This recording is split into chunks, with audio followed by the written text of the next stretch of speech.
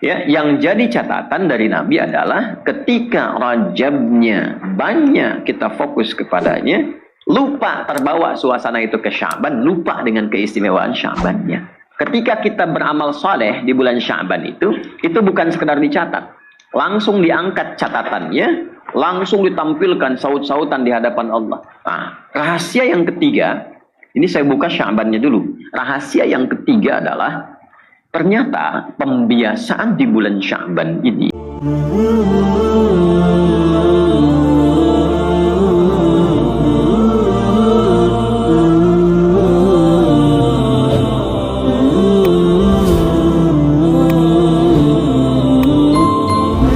demikian sunnahnya. Ketika sampai di bulan Sya'ban, Rasulullah SAW memberikan contoh persiapan sebelum masuk ke bulan Ramadan, yang dengan itu pula spirit puasa itu dimulai. Jadi informasi penting yang pertama, turunnya ayat tentang puasa. Perintah puasa itu diturunkannya di bulan Sya'ban, bukan di bulan Ramadan. Ya, turunnya di bulan apa? Sya'ban. Bulan ke-6 atau ke-7 Sya'ban itu? 8 ya. Ke-7 kan Rajab, ke-6 Jumadal Akhirah. Bulan Sya'ban, bulan ke-8. Harinya kalau pengen detil, harinya hari Senin. Baik ya. Hari apa? Senin. Bulannya Sya'ban, bulan ke-8. Tahunnya tahun kedua Hijrah. Jadi Nabi memasuki tahun kedua di Al-Madinah Al-Munawwarah di bulan yang ke-8 Sya'ban, di hari Senin, menerima wahyu dari Allah Subhanahu wa taala dengan turunnya Al-Qur'an surah kedua Al-Baqarah di ayat 183. Allah berfirman, a'udzubillahi minasyaitonir rajim, bismillahirrahmanirrahim, ya ayyuhalladzina amanu kutiba alaikumus shiyam kama kutiba 'alal ladzina min qablikum la'allakum tattaqun. Baik. Sampai di sini penting dipahami bahwa apa kaitannya. Kan orang sering baca terjemahan dengan tafsir.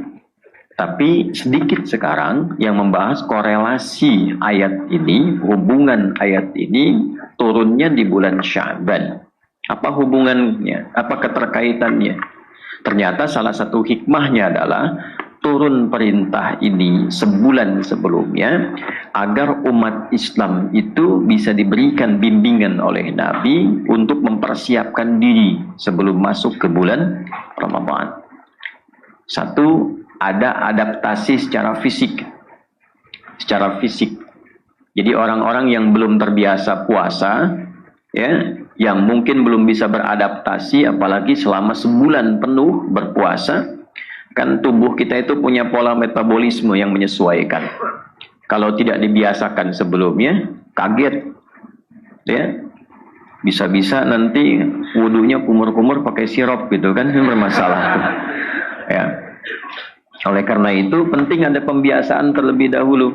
Ini nanti juga menjadi fikih untuk satu mu'allaf misalnya, yang baru masuk Islam, yang belum terbiasa puasa penuh. Jadi nanti latihannya bukan di Ramadan, latihannya di bulan Sya'ban.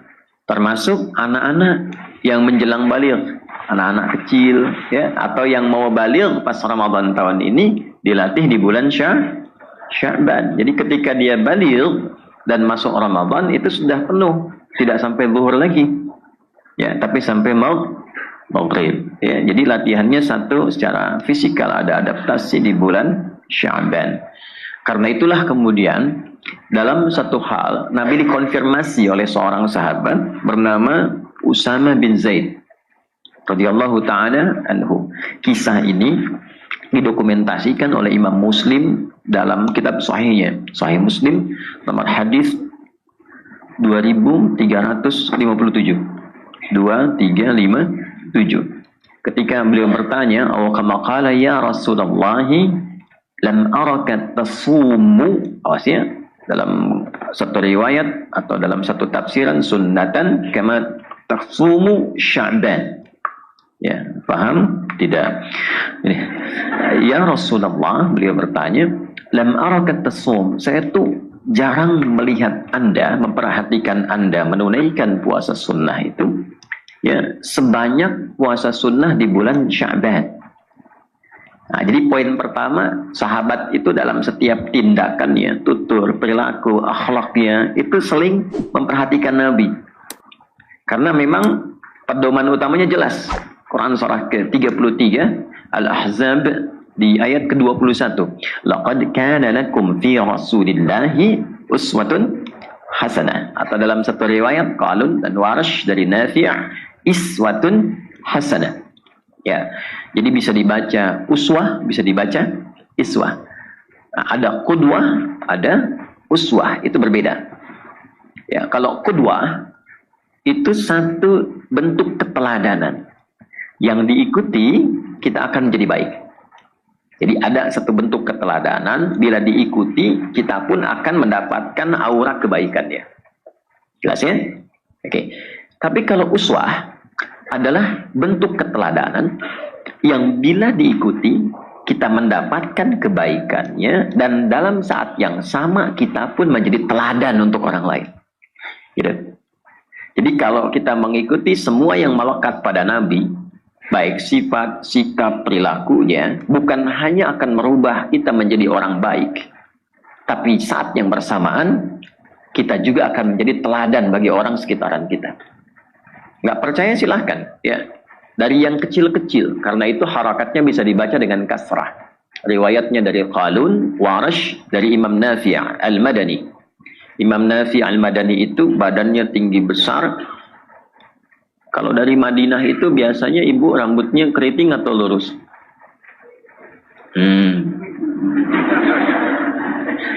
Kulitnya putih atau hitam? Bibirnya tipis atau tebal? Ya terserahlah. Imam Nafi' Al-Madani itu secara fisik, secara ideal, mungkin orang melihatnya tidak biasa. Tapi inilah kuasa Allah untuk menunjukkan mukjizat Al-Quran, keutamaan Al-Quran. Secara fisik itu tinggi, kulitnya hitam, bibirnya tebal, pendengarannya bermasalah, tidak terlampau jelas kalau mendengar. Tapi perhatikan bagaimana Al-Quran memberikan sebuah aura yang mengangkat seorang hamba menjadi begitu istimewa. Imam Nafi' Al-Madani ini bisa melihat kesalahan orang dalam membaca Al-Quran dan mengetahuinya hanya sekedar melihat gerakan bibirnya saja. Imam Nafi'. Dan yang kedua, setiap beliau berbicara dan mengeluarkan kata, itu keluar bau harum di lisannya. Itu Imam Nafi' Al-Madani. Itu bagaimana Allah memuliakan dengan kemuliaan Al-Quran.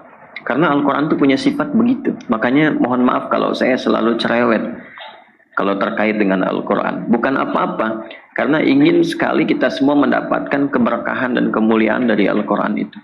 Tidak ada tempat, waktu, mau pakai intro atau tidak ya, gitu. Nah, tidak ada tempat, waktu, bahkan figur yang melekat dengan Al-Quran kecuali merubah semuanya jadi yang terbaik. Sambil contoh begini, Quran itu turunnya malam atau siang. Malam itu langsung berubah suasananya, penuh dengan berkah dan keutamaannya lebih dari 1000 bulan. Bahkan diabadikan di Al-Quran surah ke-97. Inna anzalnahu fi wa ma adraka ma.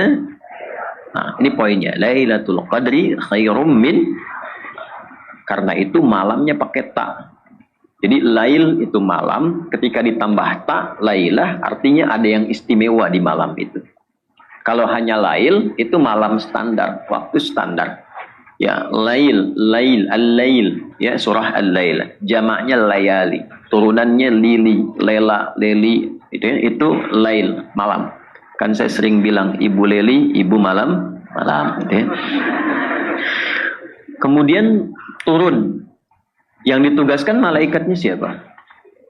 Jibril. Saat Jibril menerima mandat untuk menurunkan Al-Quran kepada Nabi Muhammad SAW itu naik status langsung jadi Ruhul Amin, Sayyidul Malaikah, pemimpin para malaikat. Harinya hari apa? Jumat. Dan Jumat langsung berubah menjadi Sayyidul Ayyam. Bahkan nanti punya keutamaan di surah ke-62. Nabi yang menerima siapa? Muhammad SAW. Dan langsung mendapatkan keistimewaan Sayyidul Anbiya'i wal Mursalin, pemimpin para nabi dan rasul. Turunnya di mana? Mekah. Langsung berkah tempatnya. Hijrahnya kemana? Ke Yathrib dulu. Kapan jadi Madinah? Ketika Quran turun di situ. Gitu. Tadinya Yathrib. Ya, suasananya tertinggal, kotor, monopolinya, pasarnya rusak. Ketika Al-Quran turun merubah. Artinya apa? Al-Quran itu turun dimanapun, dalam suasana apapun, itu pasti akan merubah pemiliknya menjadi lebih baik. Itu poinnya.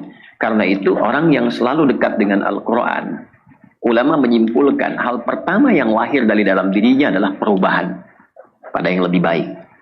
Jadi kalau menghafal Quran, membaca Al-Quran, mengkaji Al-Quran, ciri khas pertamanya bukan berapa banyak yang dihafalkan.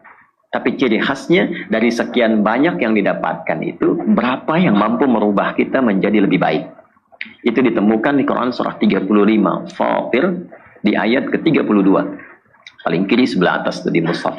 Thumma awrafna al-kitaba alladhina istafayna min ibadina faminhum zalimun li nafsi wa minhum muqtasid wa minhum sabiqun bil khairati biiznillah. Ayat ya. Dan itu keutamaan terbesar. Dzalika huwal fadlul kabir. Ya, ada penghafal Quran itu ada 3 golongan kata Allah. Golongan yang zalim, dia hafal tapi tidak merubah dirinya. Ya, dia hafal al-ikhlas, qul huwallahu, tapi lisannya bisa mengatakan semua agama sama, menuju pada Tuhan yang sama. Nah, itu disebut golongan zalim.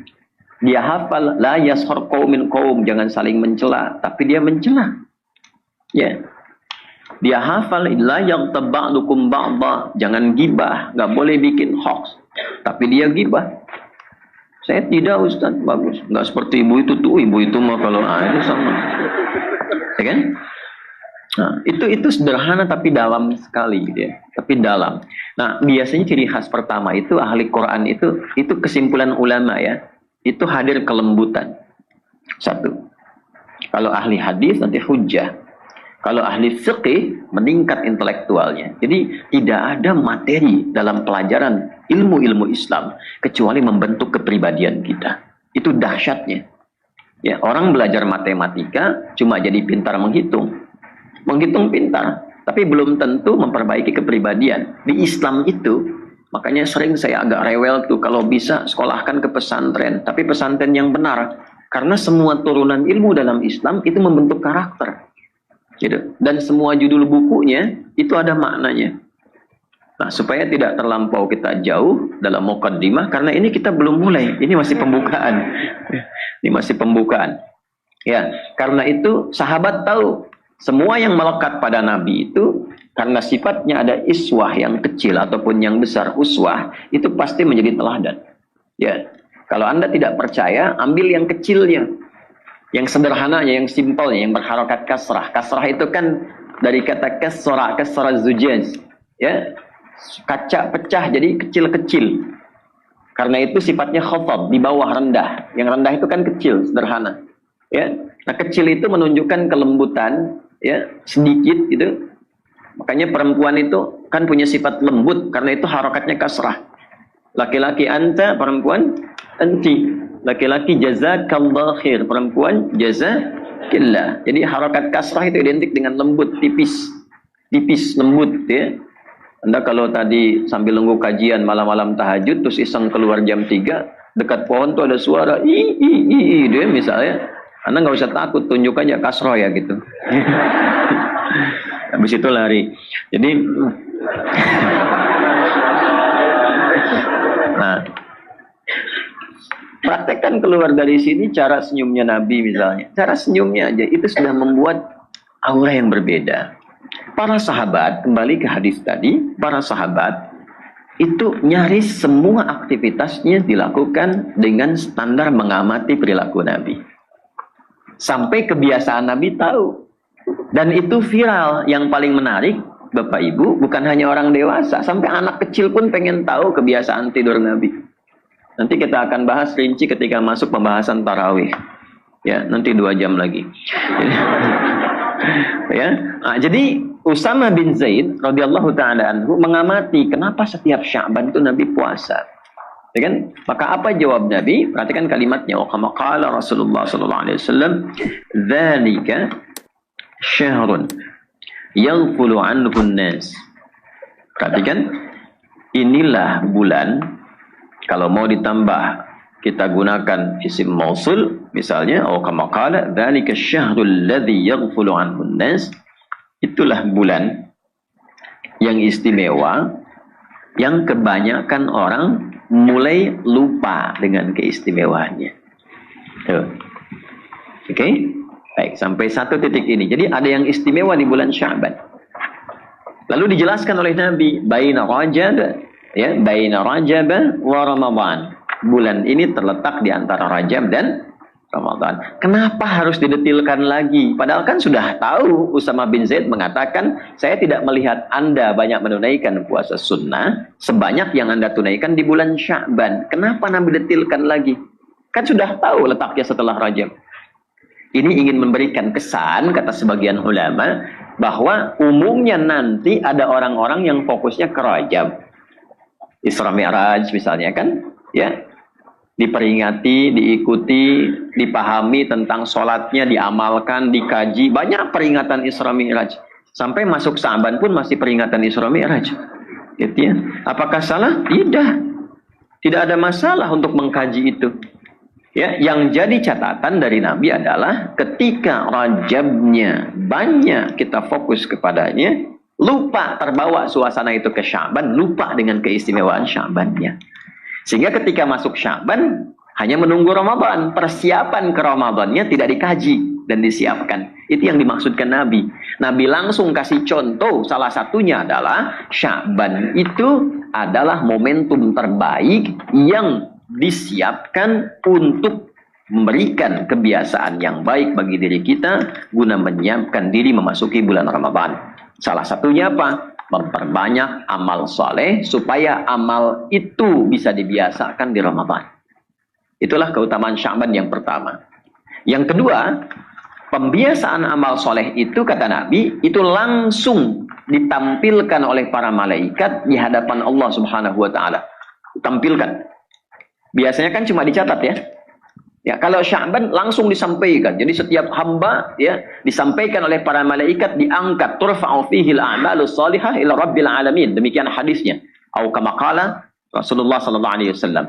Ketika kita beramal saleh di bulan Sya'ban itu bukan sekedar dicatat. Langsung diangkat catatannya, langsung ditampilkan saut-sautan di hadapan Allah. Sehingga komen Nabi, saya ingin amal saya ketika disebut di hadapan Allah dalam keadaan beramal yang baik. Sya'ban beda. Ibu bapak baca Al-Quran di bulan Rajab, dicatat satu hurufnya berapa? 10 kalau ikhlas. Ya. Gitu kan? Nun, lumayan 10 ya.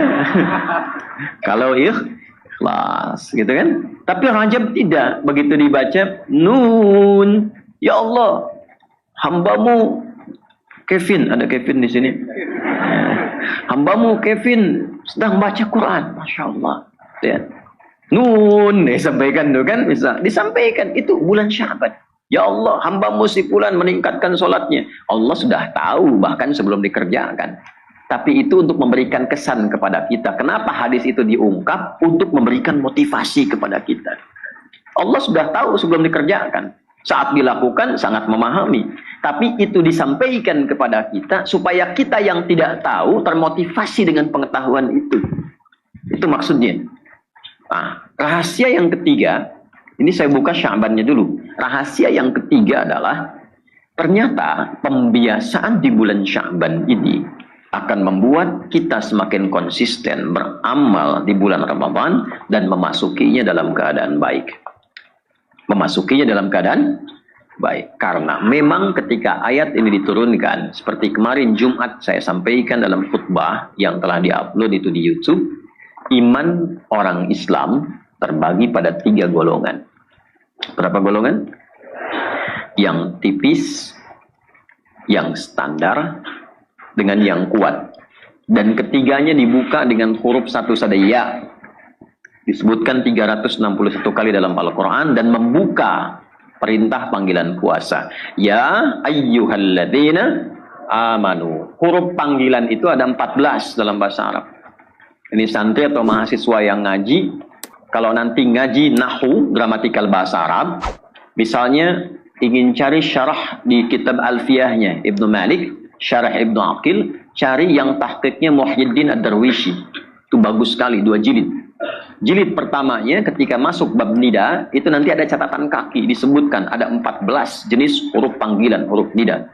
Ada a, ada aya, ada wa, ada ya, dan seterusnya. Tapi yang disebutkan dalam Al-Quran hanya 1, yaitu ya, 361 kali. Kenapa? Karena ya satu-satunya huruf yang mencakup semua fungsi huruf panggilan ini. Linida'il qarib, nida'il mutawassit, wal ba'id. Ya, dia difungsikan memanggil jarak yang dekat, jarak menengah, plus jarak yang jauh. Kalau ini ditempelkan pada suasana iman, saya detilkan begini ya. Ya, disebutkan 361 kali dalam Al-Quran memanggil objek yang dekat, menengah, atau jauh. Ayyuha disebutkan 150 kali dalam Al-Quran. Ayyunya munada berfungsi menguatkan pesan. Haknya tanbih berfungsi mengingatkan orang yang diberi pesan. Alladzina disebutkan 1080 kali dalam Al-Quran. Itu mencakup semua tanpa kecuali. Objeknya, laki-laki, perempuan, besar, kecil, punya kedudukan, tak punya kedudukan, kaya, cukup, semua tanpa sekat. Jadi kalimat ini kalau ingin diterjemahkan dengan tafsir, bunyinya begini. Hei semua pemilik iman tanpa kecuali. Walaupun aku tahu kualitas imanmu itu berbeda. Ada yang imannya tipis, sehingga terasa jauh dariku.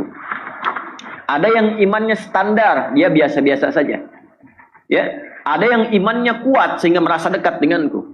Kalau dikaitkan dengan puasa tuh begini, ya. Kalau iman tipis itu begitu dekat ke Ramadan, ya cepat amat ya Ramadannya.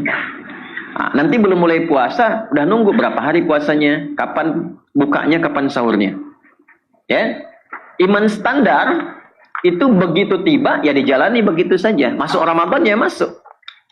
Biasa saja, begitu puasa ya puasa. Tarawih ya tarawih. Iman kuat itu saking dekatnya hubungannya dengan Allah, bahkan baru selesai Ramadan sudah menunggu Ramadan berikutnya. Sudah berdoa. Dia biasakan untuk menjemput, menyambut Ramadan, bahagia sekali ya.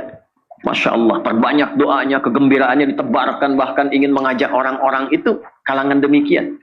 Saat masuk Ramadan, suasana itu akan terasa. Ini pun yang sekian banyak datang misalnya, atau yang mendengar ceramah ini akan terasa kita itu berada di mana posisinya. Ya? Kalau dikaitkan dengan sholat, karena kalimat iman pertama, konfirmasi pembuktiannya sholat. Ya kan? Alladzina yu'minuna bil ghaibi wa yuqimunas sholat. Itu bisa dicek saat dengar adzan.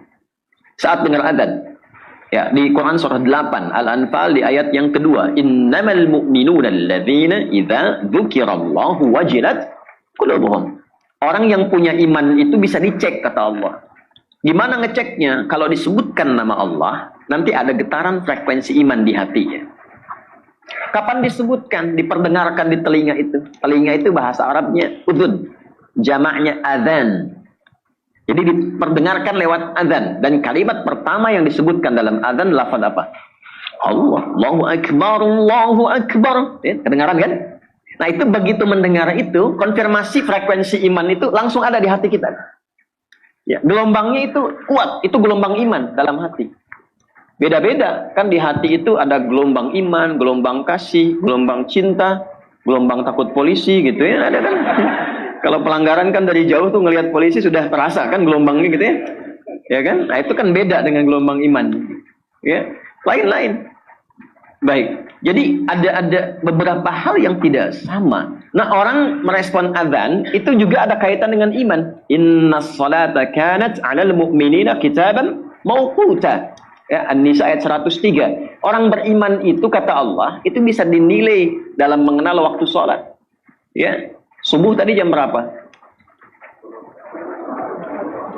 440, 443, 442, 445 ya. Nggak apa-apa, artinya tempatnya berbeda-beda, terjadi perbedaan pendapat gitu kan. Ya. Kalau 445 Allahu Akbar 445 dipanggil, 445 dia sadar. Wah, sudah adzan, saya harus siap-siap. Nah, itu iman standar. Oh. Belum kuat, Mas. Belum kuat. Itu standar. Ya, Anda masuk kuliah jam 7, datang jam 7 standar kan? Iya. Kalau datang jam 6 hebat. Datang jam 3 keterlaluan. Datang kuliah jam 7, datang jam 3 kan? Gitu. Nah, orang dipanggil 4.45, dia jam 3 sudah bangun. Dia siap-siap. Warming up dulu supaya subuhnya sempurna. Tahajud dulu, istighfar dulu, subuh mantap. Iman kuat. 4.45 dipanggil, 5.44 baru sadar. Dan gak ingat sholat tuh. Kalau nggak diingatkan tipis. Nah, yang mau saya katakan adalah kalimat ya di situ memberikan sebuah statement yang tegas. Bahasa tafsirnya gini, aku tahu iman kalian itu kualitasnya beda-beda. Tapi dengan rahmatku, ya, dengan rahmatku, inilah yang sering menginspirasi beberapa ulama memberikan komentar. Rahmat Allah itu dianugerahkan melimpah di pembuka Ramadan. Dengan rahmatku, aku menginginkan semua hambaku meningkat imannya dan semakin dekat kepadaku. Maka diturunkanlah perintah kutiba alaikumus, diwajibkan engkau menunaikan puasa, yang dengan puasa ini spesial. Imanmu aku akan naikkan levelnya ke tingkat yang lebih tinggi. Yang tipis jadi tebal, yang menengah jadi semakin dekat, yang dekat semakin lekat dengan Allah Subhanahu wa taala. Itulah rahasianya pembuka ayat Ramadan dengan ya, dan mukjizatnya adalah saat membuka Ramadan, amal Ramadan dibuka dengan rahmat Allah, semua orang Islam itu semangat menunaikan ibadah di awal pertama Ramadan. Catat. Kalau nggak percaya silakan. Ini malam pertama tarawih akan penuh Masjid An-Nur ini. Silahkan kalau nggak percaya. Ya. Itu yang banyak membantu rahmat Allah. Cuman huruf ya aja tuh. Ya datang semua. Tapi awal Ramadan. Yang nggak biasa ke masjid bisa saf pertama itu. Tapi jangan selalu disimpulkan begitu ya. Ada saf pertama kata Ustadz nih kan. Ya. Yang nggak biasa pegang mushaf itu bisa khataman. Ya, itulah dahsyatnya. Tapi awal Ramadan, kan semakin tengah pertengahan Ramadan terjadi kemajuan kan. Safnya maju gitu. Ya kan? Semakin akhir semakin maju kan. Nah, itu bagaimana mempertahankan suasana awal Ramadan sehingga sama dengan pertengahan, sama dengan akhir, bahkan semakin meningkat. Karena rahmat itu terus di awal, terus di pertengahan sampai akhir, bahkan semakin meningkat. Jadi yang awalu rahmat, awsatul maghfirah, akhiru itqum minan nar, ya, itu hadisnya bermasalah. Ya, bermasalah, dhaif, bahkan ada yang menyimpulkan hadis palsu. Yang bermasalah itu sanad. Jelas ya? Karena sesungguhnya bertentangan dengan sifat Ramadannya. Awalnya rahmat, pertengahannya semakin meningkat rahmatnya, akhirnya semakin meningkat juga. Di awalnya ada maghfirah, di akhirnya ada maghfirah, pertengahannya ada maghfirah. Semua sifat itu ada. Bahkan pembukanya jika dilakukan dengan benar. Ini rahasia pertama yang saya berikan. Catat ini di antara kita. Jadi kalau kita baru mendapat malam pertama Ramadan saja dan benar amalnya, itu semua dosa kita digugurkan langsung oleh Allah. Nanti saya turunkan. Nggak cukup dengan amin, kita bahas dulu nanti. Ya, nanti saya turunkan sampai ke doa-doanya. Ya, jelas sampai sini? Nah, kalau jelas mari kita akhiri kajian kita. Langsung masuk. Nah, jadi kalau kita tidak punya kesiapan di bulan Sya'ban ini, satu, fisik nggak siap. Itu poinnya. Dua, kondisi kita nggak baik. Bukan kita, maaf ya. Kondisi orang yang akan ke Ramadan itu nggak baik. Saya nggak mau ikutan maksudnya. Nah, yang ketiga, ini yang paling penting. Nabi mencontohkan, mengajarkan, dan menunjukkan kurikulum Ramadan. Sejak bulan Sya'ban. Kegiatan apa saja, program apa saja yang bisa dibuat menjadi kurikulum supaya kita bisa catat orang sekarang. Nanti catatan itu dibawa saat masuk Ramadan. Dan punya target. Sehingga nanti tidak bingung, tahu malam mau ngerjain apa. Pagi ngerjakan apa, siang melakukan apa, targetnya berapa, begitu caranya. Ya. Bukan sahur, tidur lagi. Habis subuh, tidur lagi. Kerja singgah ke musola, tidur. Nah kan, nunggu buka. Gitu. Dan diandalkan hadis palsu kan, tidurnya orang puasa adalah ibadah. Hadis palsu. Jelas. Walaupun maknanya ada yang benarnya. Jika disandingkan dengan maksiat. Orang tidur itu berpahala ketika diniatkan menghindari maksiat. Oh gitu ya. Ayo tidur. Tapi kalau saya sedang ngajar Anda tidur, itu maksiat. Jelas. Nah sekarang di titik inilah pentingnya kita mengetahui kurikulum Ramadan. Maksud saya kita paham kenapa kita bikin judul itu. Dan ini bagian dari sunnah Nabi. Supaya kita bisa beradaptasi dan menyiapkan diri sebelum masuk ke Ramadan.